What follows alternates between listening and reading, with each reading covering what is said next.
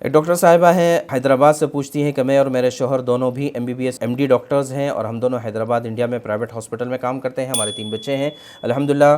हम फ़िलहाल हैदराबाद में रेंट पर रहते हैं, रेंट बहुत ज़्यादा है। हम बैंक से लोन लेकर हैदराबाद में ख़ुद का अपार्टमेंट ख़रीदना चाहते हैं। हमारी सैलरी में से हाउस रेंट, बच्चों की स्कूल फ़ीस और बाकी मंथली एक्सपेंसेस के बाद ज़्यादा कुछ सेव नहीं होता और अपार्टमेंट का रेट कम से कम 60 लाख है इंडिया में, और इंडिया में कोई इस्लामिक बैंक भी नहीं है। ऐसी हालात में क्या हम इंडियन बैंक से लोन ले सकते हैं या नहीं, ये बेसिकली इनका सवाल है। तो देखिए, जहाँ भी लोन का मसला आता है हम उसकी इजाज़त नहीं दे सकते हैं, कोई भी मुफ्ती उसकी इजाज़त नहीं दे सकता, इसलिए कि अल्लाह तबारक व तआला ने साफ़ तौर से फरमा दिया है कि अहल्लल्लाहुल बैअ व हर्रमर रिबा, कि अल्लाह तबारक व तआला ने बिज़नेस को जायज़ करार दिया है और रिबा, इंटरेस्ट और सूद को हराम करार दिया है। तो लिहाजा सूद पर जो भी लेन देन होगा वो नाजायज़ और हराम है और सारी ज़िंदगी इसकी लानत को आदमी महसूस करता है। तो इसलिए इन चीज़ों से बचना चाहिए। अब जहाँ तक सवाल ये है कि क्या आदमी को ज़िंदगी गुजारने के लिए अपना ख़ुद का ही मकान ख़रीदना ज़रूरी है, ये ख़ुद एक सवाल है। और ये सवाल सिर्फ रिलीजियस पॉइंट ऑफ व्यू से नहीं है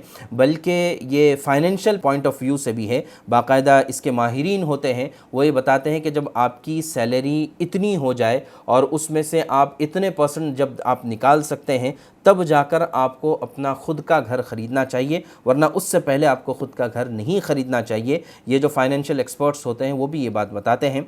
जहाँ तक घर का मसला है, एक दूसरा तरीक़ा ये भी हो सकता है कि हैदराबाद के ताल्लुक़ से मुझे नहीं पता है, अलबत्ता मुंबई में, बेंगलोर में अल्हम्दुलिल्लाह ऐसे बाज़ इदारे मौजूद हैं जो आपको इस्लामिक तरीक़े से फ़ाइनेंस कर सकते हैं। तो लिहाजा आप इसकी मालूमात हासिल करें और उम्मीद है इंशाअल्लाह। देखिए, आदमी जब इरादा करता है, if there is a will there is a way, कि अगर आदमी इरादा करता है कि मुझे सूद से बचना है हर हाल में, तो अल्लाह तबारक व तआला भी उसके लिए इंतज़ामात ज़रूर करते हैं। अब आप ख़ुद देखें कि जो लोग EMI पर घर लेते हैं 15 साल 20 साल के लिए, तो ज़ाहिर है 15 साल 20 साल के बाद वो घर भी पुराना हो जाता है और पता नहीं उसके अंदर कितने और मसाइल पैदा हो जाते हैं।